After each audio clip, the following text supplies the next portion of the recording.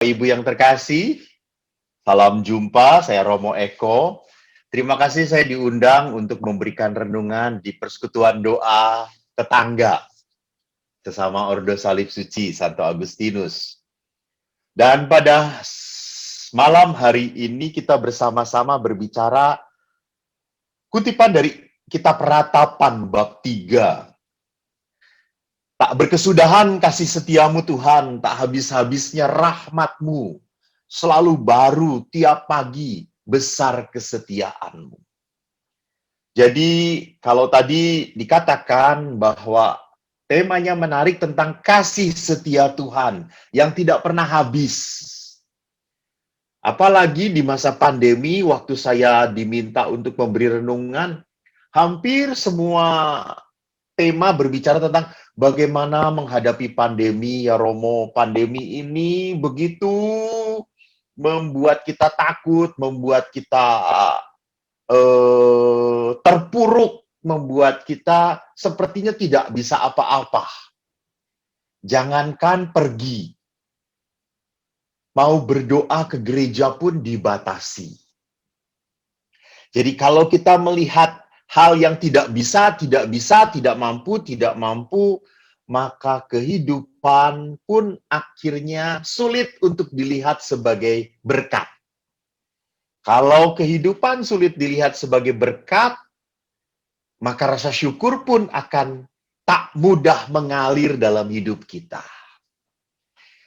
Menarik kalau tema ini kita coba dalami dalam kerangka pendalaman kitab suci terutama. Dalam kerangka firman Allah berbicara apa tentang rasa syukur ini. Nah, jadi saya bisa share screen, Anda bisa melihat di screen yang besarnya. Waktu saya mencoba untuk merenungkan tak berkesudahan kasih setia Tuhan. Betul tadi Bro Tony berkata bahwa kehidupan itu adalah anugerah pertama dan utama. Jadi kehidupan itu adalah anugerah pertama dan utama yang harus kita syukuri. Jadi Anda punya semuanya, tetapi tidak punya kehidupan, ya tidak bisa apa-apa. Anda punya kehidupan, tetapi Anda tidak punya rasa syukur, maka kehidupan yang Anda jalani adalah sebuah beban. Adalah sebuah kewajiban. Pasti kehidupan yang tanpa disertai rasa syukur akan menjadi berat perjalanannya. Maka sebelum saya berbicara tentang kasih setia Tuhan yang tak pernah berkesudahan, hati yang penuh rasa syukur yang selalu hidup dalam hati seorang beriman, saya mau mengajak Anda untuk melihat warta itu sejak awal diberitakan oleh para malaikat. Mungkin ini nuansa bacaannya adalah nuansa bacaan Natal ya. Tidak apa-apa supaya Anda tidak lupa bahwa hari raya Natal sudah lewat. Tapi bacaannya masih sah, boleh kita dengarkan. Jadi saya ambil Injil Lukas 2 ayat 8 sampai 11. Di daerah itu ada gembala-gembala yang tinggal di padang menjaga kawanan ternak mereka pada waktu malam. Tiba-tiba berdirilah seorang malaikat Tuhan di dekat mereka, dan kemuliaan Tuhan bersinar meliputi mereka. Dan mereka sangat ketakutan. Lalu kata malaikat itu kepada mereka, "Jangan takut, sebab sesungguhnya aku memberitakan kepadamu kesukaan besar untuk seluruh bangsa. Hari ini telah lahir bagimu juru selamat, yaitu Kristus Tuhan di kota Daud." Demikianlah Injil Tuhan. Terpujilah Kristus. Saudara-saudari yang terkasih, kitab suci, firman Tuhan, kalau setia kita dengarkan, dan firman Tuhan itu setia kita renungkan, maka firman Tuhan itu setiap hari bisa mengoreksi hidup kita. Jadi firman Tuhan itu kalau kita renungkan setiap saat, maka kita setiap saat bisa bercermin. Apakah hidup kita sudah berkenan pada Allah atau belum? Jadi firman Allah itu semakin hari harusnya semakin menggosok. Menggosok apa? Iman kita. Jadi tidak pernah boleh firman Allah seringkali kita baca, tetapi meninabobokan kita. Nggak boleh. Firman Allah selalu mengajak kita untuk selalu bergerak, bergerak, bergerak. Ingat itu. Jadi tidak pernah firman Allah itu membuat kita diem, mandul. Kalau bahasa Sundanya, cicing wae, ngajentul, meneng wae, ora gawe opo-opo. Nah itu. Jadi firman Allah tidak pernah membuat orang hidup di zona nyaman. Firman Allah selalu membuat hati kita merasa tergelitik, isin, malu. Lah kok iya ya? Gitu. Apalagi malam hari ini yang saya ketengahkan adalah kata-kata malaikat. Jangan takut.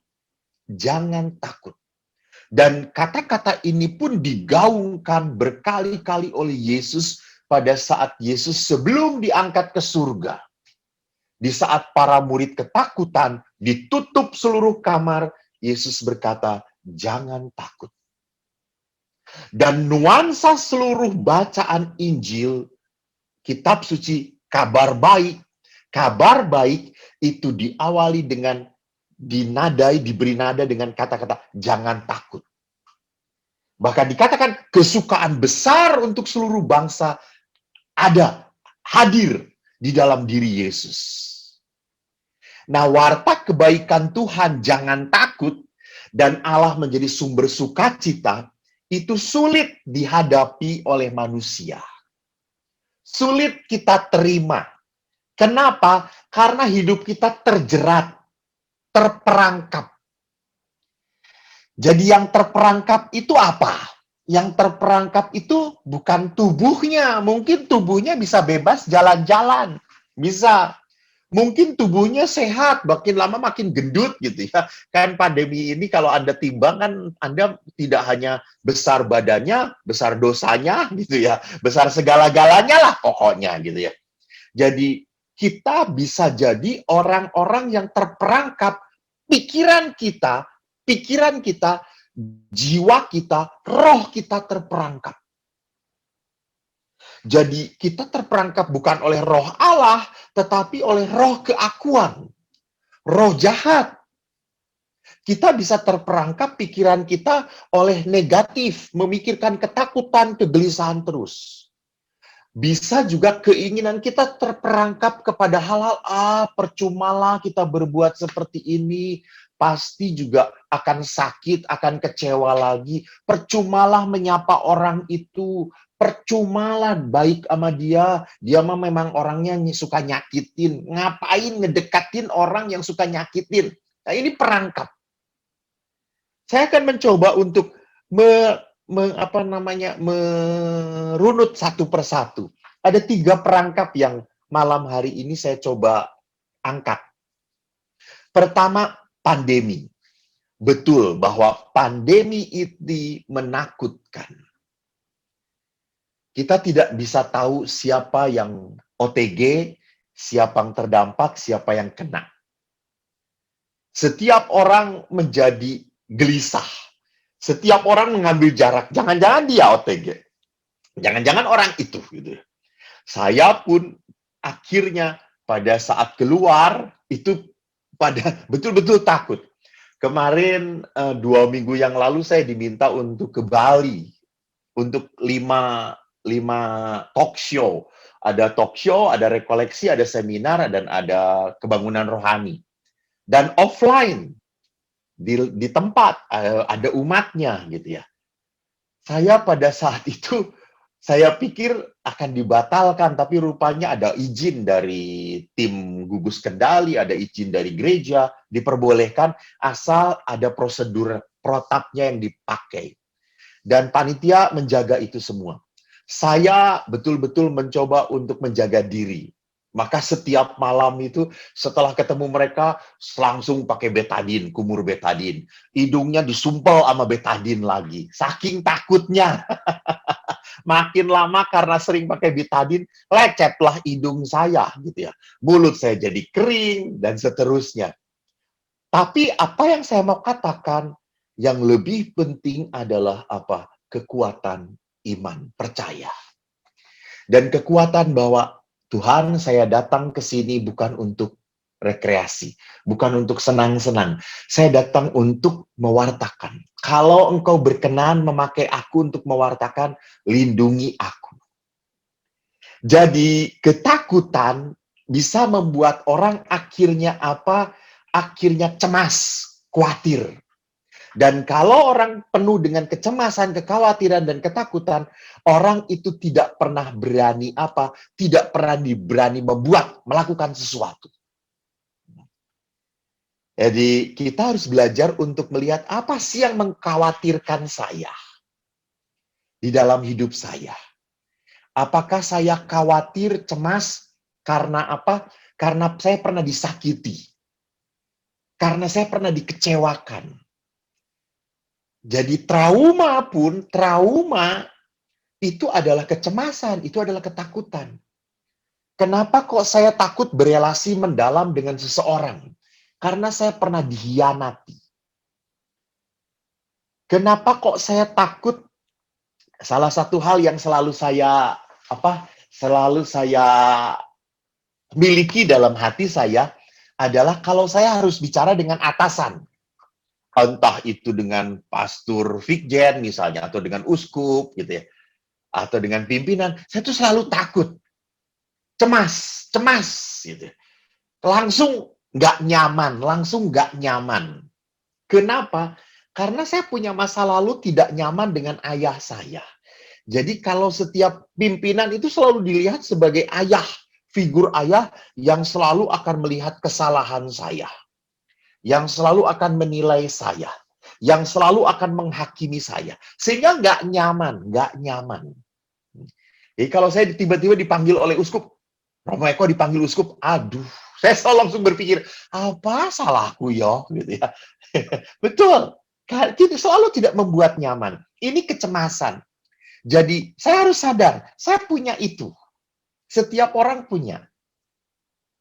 Misalnya sama, pada saat kenapa ada orang-orang tertentu ya, gitu, nyaman dengan hidup berdoa. Saya kaget bahwa pernah suatu saat mau misa, didatangin oleh seorang ibu, mau misa. Karena saya jalan dulu muter, lalu ibu itu mengeluh tentang apa? Tentang saudaranya yang mengkhianati dia. Tentang saudaranya yang mengambil hak waris. Dia marah, dia kecewa, dia jengkel.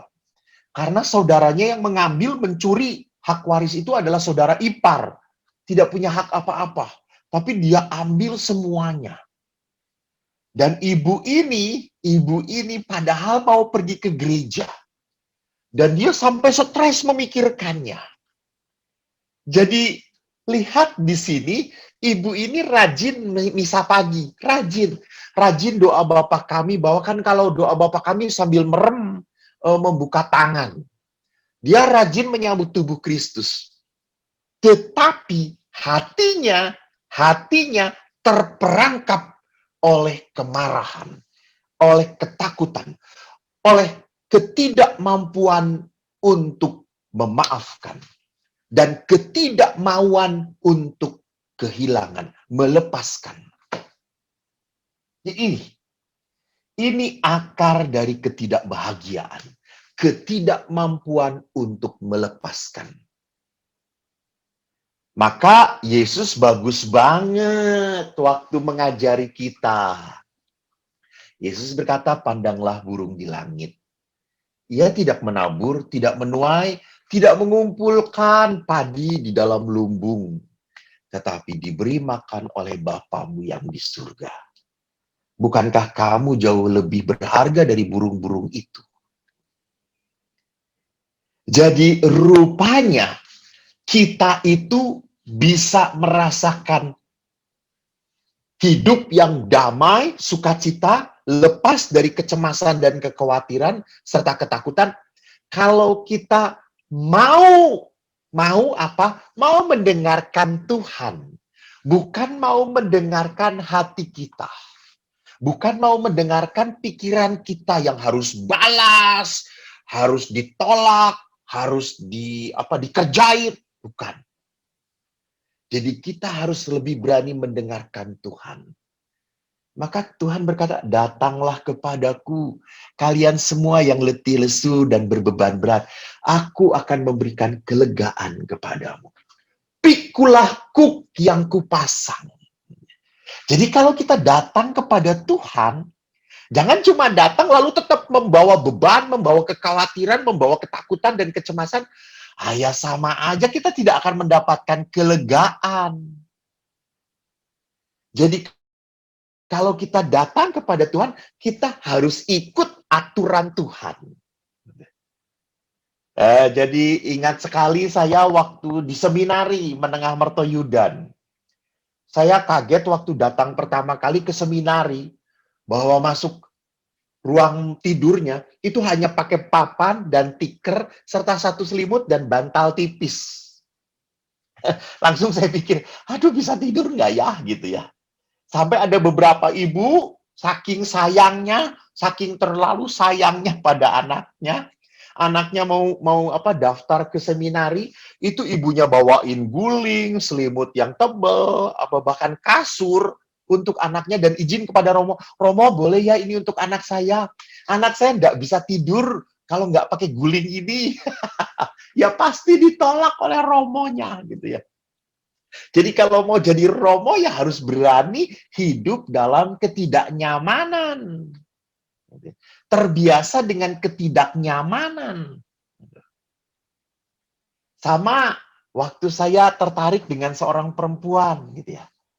Saya tertarik, saya nembak nggak ya? Gue ngomong I love you nggak ya sama dia? Takut ditolak. Kalau ditolak kan sakit banget. Muka gue ditaruh di mana gitu ya. Karena ketakutan saya untuk ditolak, maka akhirnya saya tidak pernah punya kemauan, punya keinginan untuk nembak perempuan. Dan syukur kepada Allah karena saya dipanggil menjadi imam. Bukan karena saya tidak berani. Bukan loh ya. Bukan karena tidak berani. Tetapi karena lihat bahwa dalam kehidupan, jangan pernah lupa, kalau kita mau dekat dengan Allah, datang kepada Allah, mendengarkan Allah, maka ikuti aturan Tuhan. Maka kecemasan, kekhawatiran, ketakutan dituntut oleh Tuhan untuk dilepaskan. Yang kedua, apa? Perangkap yang kedua, tadi kalau perangkap pertama itu adalah kecemasan, ketakutan, rasa sakit, rasa kecewa. Perangkap kedua yang membuat manusia tidak pernah bisa bersyukur adalah apa? Mengejar materi. Jadi hidupnya disetir oleh keinginan-keinginan yang tidak pernah puas. Jadi orang ini selalu merasa kurang. Maka ini yang disebut sebagai rakus. Jadi rakus itu adalah orang yang tidak berani dan tidak bisa berkata cukup. Suatu saat bukan suatu saat ya, orang baru 4 hari yang lalu gitu, bukan suatu saat, 4 hari yang lalu, ada yang mengirim seorang inang dari Batak yang tinggal di sini, mengirim saksang kepada saya. Aduh, saksangnya enak banget. Anda tahu toh, daging itu dicincang, lalu diberi bumbu Batak, itu enak sekali. Lalu saking enaknya, saya kerasukan setan makannya. Saya habis 3 piring, saudara-saudara. Padahal makan malam. Dan apa yang terjadi? Malam sakit perut, tidak bisa tidur saya. Gelisah. Sampai jam berapa? Jam 1 apa setengah 2 saya tidak bisa tidur. Karena apa? Rakus. Saya tidak berani berkata cukup. Jadi memang Betul, dalam kehidupan kita membutuhkan materi, benar. Kita membutuhkan rejeki, kita membutuhkan uang. Betul. Namun jangan pernah lupa bahwa Yesus pernah mengingatkan akar segala kejahatan adalah cinta uang. Rasul Paulus berkata seperti itu. Akar segala kejahatan adalah cinta uang. Sebab oleh memburu uanglah beberapa orang telah menyimpang dari iman dan menyiksa dirinya dengan berbagai-bagai duka. Ini bagus. Menyimpang dari iman. Jadi,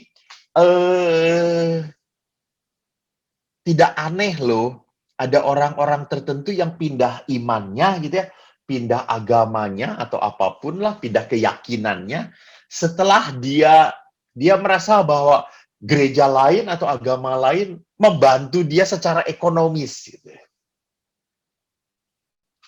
Jadi bisa terjadi saya hidup beragama, beriman, taat kepada Yesus karena menguntungkan saya secara finansial. Ini yang menyedihkan. Jujur kadang-kadang menyedihkan. Saya kok maaf ya kalau Anda tidak setuju ya silahkan saja gitu ya. Tapi kan saya boleh memaparkan keprihatinan saya. Saya kadang-kadang prihatin kalau ada orang yang memberi kesaksian. Kalau ada orang yang memberi kesaksian, saudara-saudara, karena saya mengikuti Yesus, usaha saya, toko saya jadi maju, saudara-saudara. Oh, cuannya banyak. Saya itu barang-barang yang saya beli, yang beli saya 500.000 laku gotiau, saudara-saudara. Karena dengan Yesus. Saya maaf ya, saya kok ndak srek ya, saya ndak srek dengan seperti itu. Kok orang mengikuti Yesus cari keuntungan material sih? Kok diukurnya di situ? Kalau mengikuti Yesus baru sampai diukurnya dengan saya punya ini, punya itu, punya ini, rasanya Yesus aja menyelamatkan kita dengan kehilangan. Kehilangan. Jangan lupa, Yesus menyelamatkan kita bukan dengan memperoleh ini, memperoleh itu, menunjukkan tidak. Yesus kehilangan. Bahkan kehilangan muridnya, ditinggalkan oleh para muridnya, kehilangan nama baik, saudara-saudaranya bahkan menyebut dia gila, bahkan akhirnya dia kehilangan nyawanya. Itu cara Yesus menyelamatkan kita. Lah kok kita berpikir mengikuti Yesus, saya harus punya ini, saya harus dapat ini, saya harus memiliki ini. Ya ndak, cincailah itu saudara-saudara. Kurang cincai itu namanya. Maka dikatakan oleh Paulus juga bahwa dengan kecintaan orang pada uang, maka dia menyiksa dirinya dengan berbagai duka. Ini yang dimaksud dengan orang yang tidak akan pernah berhenti dengan keinginan. Selalu kurang, selalu ingin tambah, selalu ingin cari yang lain. Saya sangat kagum dan bahagia dan sukacita kalau diminta untuk memimpin perayaan Ekaristi hari ulang tahun perkawinan ke-25, ke-50, dan besok misalnya saya akan misa untuk seorang suster yang 60 tahun hidup membiara. Saya selalu bersukacita. Saya selalu kagum. Oleh apa? Oleh kesetiaan. Orang yang bisa setia dengan satu, bertahan dengan satu, dan menikmati yang dia miliki, tidak menyiksa dirinya dengan berbagai banyak keinginan. Ini orang yang yang sungguh hidup di dalam Tuhan. Jadi lihat di sana bahwa kita harus bisa mengekang pikiran, hati kita, keinginan kita, supaya jangan sampai diatur oleh keinginan itu. Kita yang mengatur keinginan kita. Jadi itu yang kedua. Yang ketiga, yang membuat kita tidak bisa hidup bahagia karena kita terperangkap oleh kemarahan, kebencian, dan dendam. Jadi, hidup bersama orang lain, jangan pernah lupa kita harus sadar bahwa pada saat kita hidup dengan orang lain, kita hidup dengan ketidaksempurnaan. Jadi, kalau kita punya mimpi, punya bayangan bahwa hidup di dunia ini kita bersama dengan orang-orang yang sempurna, orang-orang yang sesuai dengan pikiran dan keinginan kita, maka hati kita akan selalu teriritasi oleh rasa marah, rasa benci, dan dendam. Jadi saudaraku, marah, kecewa adalah hal yang normal. Itu muncul begitu saja. Jadi jangan bayangkan bahwa saya tidak punya kecewa, saya tidak punya marah. Enggak. Bapak Ibu, saya pun punya kekecewaan. Saya pun punya kemarahan.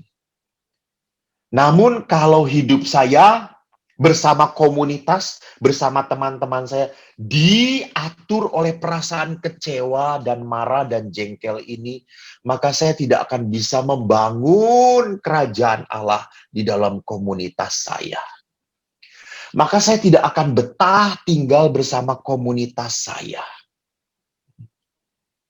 Maka pandemi ini bagus sekali. Pandemi ini membuat orang akhirnya belajar untuk apa? Menikmati kebersamaan. Menikmati keluarga.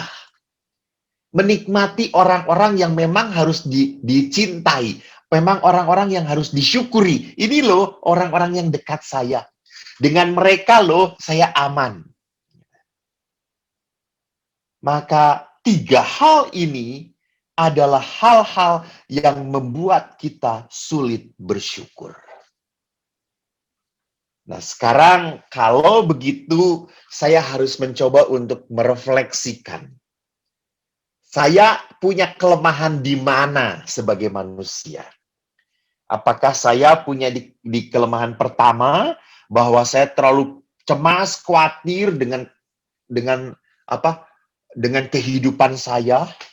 Karena kalau maju ke depan saya sudah ketakutan, atau saya adalah orang yang didera oleh begitu banyak keinginan ini, ingin itu gitu, nggak pernah mau diem, nggak bisa mau tenang. Atau saya adalah orang yang dijerat oleh kemarahan, kebencian, bahkan rasa dendam ingin membalas. Kita kembalikan kepada firman Allah. Apa yang dikatakan oleh penginjil Yohanes? Karena begitu besar kasih Allah akan dunia ini, sehingga ia mengaruniakan anaknya yang tunggal, supaya setiap orang yang percaya kepadanya tidak binasa, melainkan memperoleh hidup yang kekal. Jadi saudaraku, ingat, saya ingin mengingatkan satu kata di ini. Kata-kata apa? Setiap orang yang percaya memperoleh hidup yang kekal. Tolong ya, bukan hidup yang kelak, tetapi hidup yang kekal. Jadi memperoleh hidup yang kekal itu berarti apa? Ada damai, sejahtera di dunia ini juga. Jadi jangan bayangkan bahwa hidup yang kekal itu damai sejahteranya nanti kalau saya sudah mati di surga sana. No. Jadi Yesus itu ingin mengaruniakan damai, sejahtera, kasih Allah di dunia ini. Disitulah kita harus mengerti bahwa hidup itu pemberian Allah. Jadi kita diberi hidup oleh Tuhan bukan karena kita layak, bukan karena sesuatu yang kita buat, bukan karena Anda rajin di persekutuan doa, bukan. Bukan karena Anda rajin melayani, bukan. Jadi Anda diberikan kehidupan oleh Tuhan karena Allah mencintai Anda. Jadi lihat di sini Untuk dicintai oleh Allah tidak perlu melakukan apapun. Rasakanlah, rasakanlah dan nikmatilah kehidupan sebagai anugerah kasih dari Tuhan. Jadi ini yang seringkali jarang dalam hidup kita. Kita mungkin punya kehidupan yang terlalu terburu-buru, tergesa-gesa, makan juga cepat-cepat, sampai tidak bisa menikmati. Jadi sampai tidak punya waktu untuk apa? Untuk menghayati, untuk merasakan berkat. Maka kan masa pandemi bagus, work from home, jarak jauh, tidak perlu macet-macetan, kita duduk di rumah, belajar menikmati anugerah Allah. Maka saya menawarkan dua hal, bagaimana hidup kita bisa bersyukur, hidup kita harus dituntun oleh Roh Kudus. Jadi hidup yang dituntun oleh Roh Kudus, bagaimana itu? Bagaimana hidup kita supaya dituntun oleh Roh Kudus? Jadi seperti yang awal saya katakan, bahwa kalau orang mau hidup di dalam Tuhan, mau mendengarkan Allah, harus mau ikut aturan Tuhan. Jadi hidup orang yang dituntun oleh Allah adalah hidup yang bergerak dari perkara-perkara dunia ke perkara kerajaan Allah. Jadi apa itu perkara kerajaan Allah? Jadi hidup yang bergerak dari perkara-perkara duniawi ke bergerak kepada perkara-perkara kerajaan Allah, kita berani membebaskan diri dari dorongan-dorongan dunia yang mengarahkan, yang membuat kita terperangkap ke hal-hal yang lebih mulia, ke hal-hal yang lebih baik, kepada hal-hal yang lebih berkenan kepada Allah. Jadi daripada Anda hanya memikirkan luka Anda, kecewa Anda, marah Anda, kesedihan Anda berani lebih memikirkan kepada hal-hal yang lebih mulia, lebih baik. Ini contoh. Kan di masa pandemi ini Anda akhirnya banyak di rumah ya. Akhirnya Anda pengeluaran untuk makanan kan jadi lebih banyak kan, sedikit-sedikit ngemil, nggak anak-anak, bapak-bapaknya juga pada ngemil gitu ya. Mah pesen ini dong, mah GoFood ini dong. Jadi mungkin pendapatan berkurang, pendapatan pas-pasan, pengeluaran makin banyak untuk makanannya. Jadi bagaimana saya harus berani untuk lebih ya udah, yuk kita buat sesuatu untuk makanan kita. Yuk kita masak bareng-bareng. Nah, ini. Jadi kita lebih bisa menikmati kebersamaan di dalam keluarga. Saya tahu misalnya ada sesuatu yang lebih baik untuk keluarga saya adalah pada saat saya berani untuk untuk ngajak bermain anak-anak. Saya teringat akan bapak saya yang tiba-tiba berkata kepada adik saya dan kepada saya, aku kok bosen ya di rumah. Lalu saya berkata kepada adik saya, Bu, jalan keluar sana pakai mobil, bawa mobil, jalan keluar ke taman, ke gunung. Jangan banyak orang, cari tempat, bawa makanan dari rumah, makan, jalan-jalan di gunung, sudah jangan ketemu orang. Dan itu menikmati. Akhirnya apa yang terjadi? Toh akhirnya keponakan saya bersama ayah ibunya bisa main dengan ayah ibunya dengan bareng. Yang tidak akan pernah terjadi kalau tidak ada pandemi. Karena ayahnya sibuk bekerja. Tapi karena ayahnya bekerja work from home, bisa bekerja lewat internet, lalu dia bisa melakukan hubungan jejaring lewat internet, dia punya waktu dengan anak-anak. Jadi memang bagaimana kita harus belajar untuk melakukan sesuatu yang bisa memberkati orang lain. Ini membangun kerajaan Allah. Jadi membangun kerajaan Allah itu bukan berpikir bagaimana saya mendapatkan sesuatu, bagaimana supaya saya lebih senang, bukan. Justru membangun kerajaan Allah itu adalah pola pikir bagaimana saya membuat orang lain lebih bahagia. Bagaimana membuat orang lain lebih nyaman. Bagaimana membuat orang lain lebih bersukacita. Yang kedua, hidup di dalam roh adalah berani melihat kegelisahan, masalah, kekecewaan sebagai jalan Tuhan untuk memberkati. Jadi melihat masalah ini bukan sebagai masalah, bukan sebagai penderitaan, ini adalah jalan berkat Tuhan. Ini memang diperlukan apa? Diperlukan iman. Jadi iman percaya bahwa Tuhan itu baik. Tuhan tidak pernah memberikan percobaan yang berat bagi umatnya. Tuhan adalah Allah Immanuel, Allah yang selalu beserta kita. Ada sebuah kesaksian yang menarik tentang COVID-19 ini. Seorang ibu, betapa menangisnya pada saat ia divonis kena COVID. Ia harus masuk rumah sakit karena ia punya gejala, nafasnya tersengal-sengal. Ia akhirnya di karantina di rumah sakit. Betapa ia menangis pada saat ia harus masuk ke ruangan medis itu sendirian.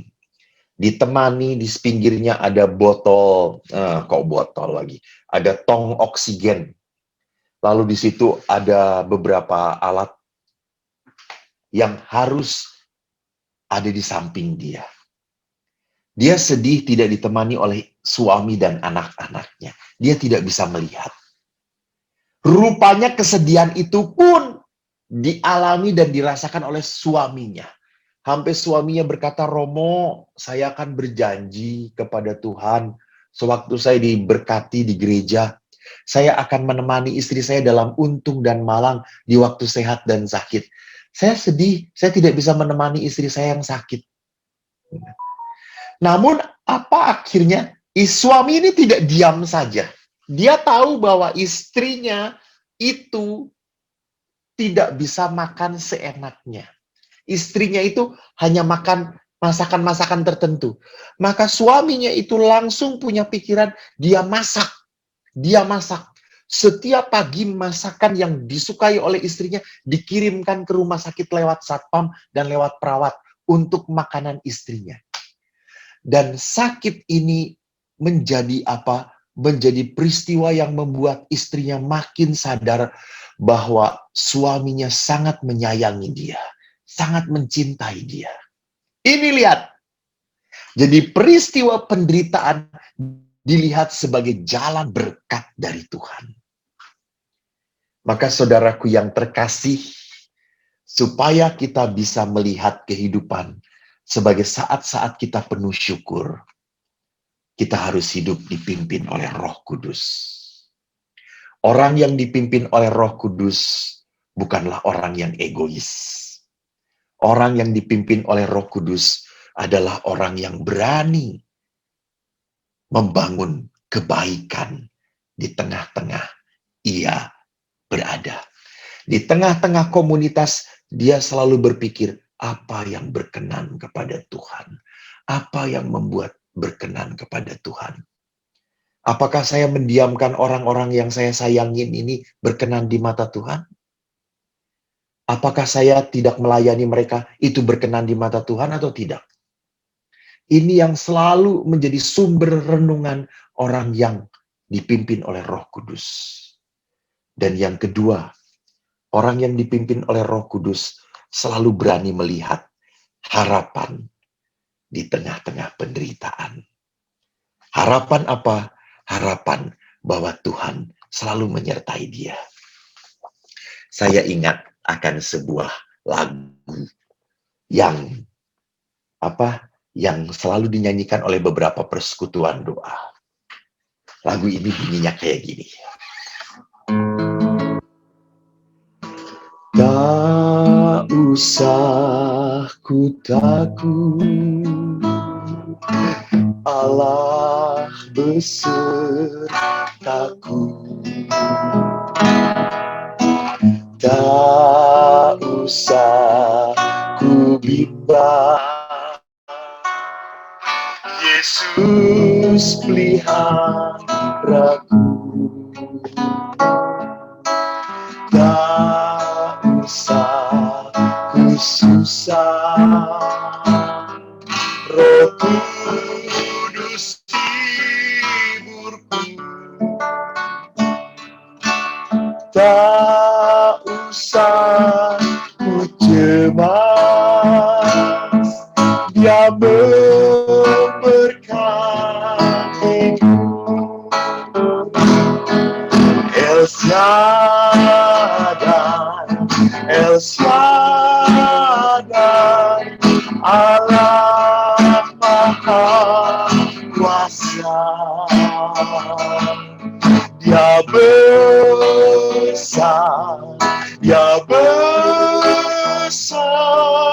El Shaddai mulia. El Shaddai, El Shaddai, Allah Maha Kuasa. Berkat-Nya melimpah, El Shaddai. Saudaraku, jangan Tuhan takut. Tuhan tidak hanya memberkati saya, Tuhan pun memberkati Anda. Shalom. Terima kasih. God bless you all.